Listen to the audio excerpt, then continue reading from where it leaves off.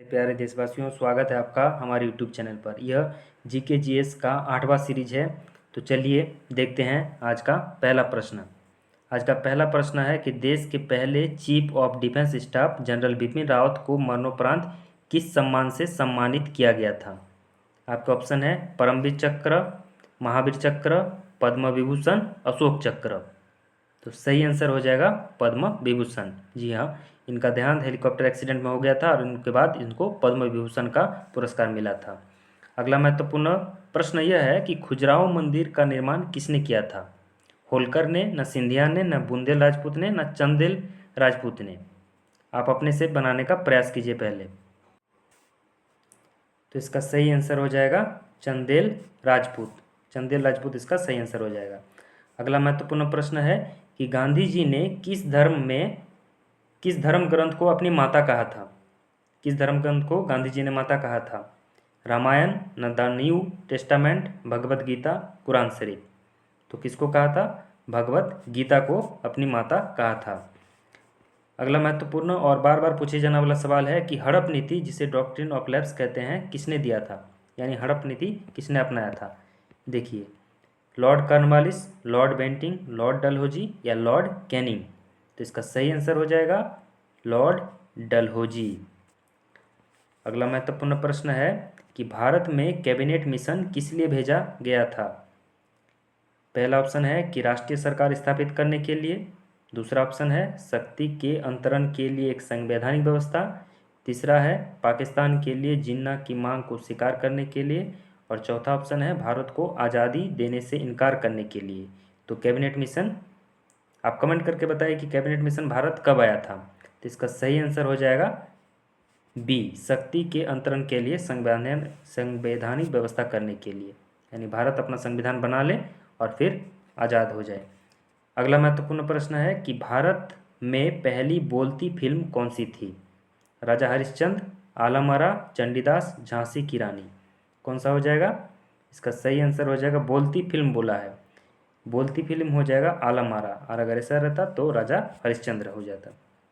अगला महत्वपूर्ण प्रश्न है, इसका सही मिलान करना है।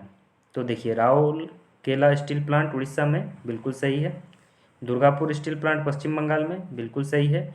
भिलाई स्टील प्लांट महाराष्ट्र, नहीं, भिलाई स्टील प्लांट कहाँ है, छत्तीसगढ़। कहाँ है, छत्तीसगढ़ में। और बोकारो स्टील प्लांट झारखंड में सही है। चलिए अगला महत्वपूर्ण प्रश्न देखते हैं कि भारत में राष्ट्रीय आय के प्रकरण तैयार किसके द्वारा किया जाता है। राष्ट्रीय विकास परिषद द्वारा, राष्ट्रीय उत्पादकता परिषद द्वारा, राष्ट्रीय आय समिति द्वारा या केंद्रीय सांख्यिकी संगठन द्वारा। तो सही आंसर हो जाएगा केंद्रीय सांख्यिकी संगठन द्वारा, यानी जिसे CSO कहते हैं, और इसका मुख्यालय कहाँ है, दिल्ली में है। चलिए अगला प्रश्न देखते हैं कि GST क्या है। एक प्रत्यक्ष कर, एक अप्रत्यक्ष कर, एक कॉरपोरेट टैक्स, एक निगम कर। तो GST क्या है, सबको पता है, बहुत आसान सवाल है, एक अप्रत्यक्ष कर है। GST कब लागू किया गया था, 1 जुलाई 2017 को। और कितना संविधान संशोधन था, 101वां संविधान संशोधन, और इससे अभी तक क्वेश्चन पूछा जाता है, इसलिए महत्वपूर्ण है। चलिए अगला प्रश्न है कि भारतीय संविधान में राज्य नीति के निदेशक सिद्धांत किस देश के संविधान से लिया गया है, यानी नीति निदेशक सिद्धांत किस देश से लिया गया है। ब्रिटेन से, ना आयरलैंड से, ना USA से, ना कनाडा से। तो इसका सही आंसर हो जाएगा आयरलैंड से। इसको शॉर्ट में क्या कहते हैं, DPSP। चलिए अगला प्रश्न है, उसके पहले देखिए एक बहुत अच्छी बात है कि जब मंजिल को अपना मान लिया तो मुश्किल किया आसान किया, जब ठान लिया तो ठान लिया। अब यहाँ से आपके जनरल साइंस के प्रश्न स्टार्ट हो जाते हैं।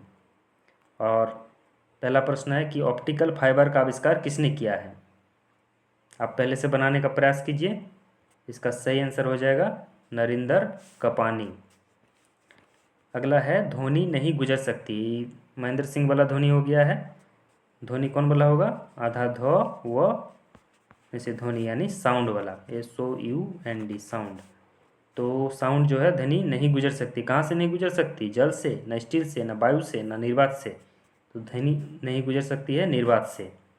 और पूछता है कि प्रकाश की चाल सबसे अधिक कहाँ होती है, तो निर्वात में। प्रकाश की चाल सबसे अधिक होती है निर्वात में। चलिए अगला महत्वपूर्ण प्रश्न है कि आर्द्रता का मापन किसके द्वारा किया जाता है, हाइड्रोमीटर या हाइग्रोमीटर, पायरोमीटर, लेक्टोमीटर। तो सही आंसर क्या हो जाएगा, हाइग्रोमीटर। आर्द्रता जब भी रहे ध्यान रखिएगा, पहला ही ऑप्शन रहेगा हाइड्रोमीटर, जो कि नहीं होगा, क्या होगा, हाइग्रोमीटर।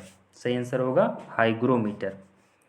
अगला महत्वपूर्ण प्रश्न है कि टीका यानी वैक्सीन का आविष्कार किसने किया था, जेम्स स्पेंसन ने, या एडवर्ड जेनर ने, या अलेक्जेंडर फ्लेमिंग ने, या क्रिश्चियन बर्नार्ड ने। आप अपने से बनाने का प्रयास कीजिए।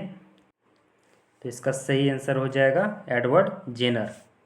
चलिए अगला महत्वपूर्ण प्रश्न है कि उस एकमात्र धातु का नाम बताइए जो जीवाणुरोधी होती है, सोडियम, एल्युमिनियम, लोहा, कॉपर।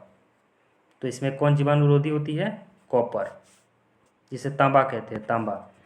अगला महत्वपूर्ण प्रश्न है कि इनमें से कौन सा एक अक्रिय गैस नहीं है, यानी 3 ठो अक्रिय गैस है और एक है जो नहीं है, रेडॉन, आर्गन, कार्बन, नियोन। तो कार्बन जो है यह अक्रिय गैस नहीं है, बाकी रेडॉन, आर्गन, नियोन, जेनॉन ये सब क्या होता है, अक्रिय गैस। मानव शरीर में पाचन तंत्र का सबसे लंबा हिस्सा कौन सा है, अग्नाशय वाहिनी, छोटी आंत, बड़ी आंत, ग्रसिका। तो इसका सही आंसर हो जाएगा छोटी आंत। सुनने में छोटी लग रही है लेकिन छोटी आंत की संरचना ऐसी होती है और यह सबसे बड़ी होती है। चलिए अगला महत्वपूर्ण प्रश्न है कि निम्नलिखित में से किसका संश्लेषण यकृत द्वारा किया जा सकता है, यानी लीवर द्वारा किस विटामिन का स्रवन किया जा सकता है, vitamin A, vitamin E, vitamin D, या विटामिन के। तो सही आंसर हो जाएगा विटामिन ए। अगला महत्वपूर्ण प्रश्न है कि किस हार्मोन को आपातकालीन हार्मोन कहते हैं, यानी इमरजेंसी हार्मोन। तो इसका सही आंसर हो जाएगा एड्रीनलिन। बहुत इंपॉर्टेंट क्वेश्चन है, वेरी वेरी इंपॉर्टेंट प्रश्न है, कई बार पूछता है एग्जाम में। चलिए और आज का अंतिम प्रश्न है कि आनुवांशिकता यानी जेनेटिक्स शब्द किसने दिया, मार्गन, मेंडल, वाटसन और जोहानसन। 4 ऑप्शन है आपका, तो सही आंसर हो जाएगा वाटसन।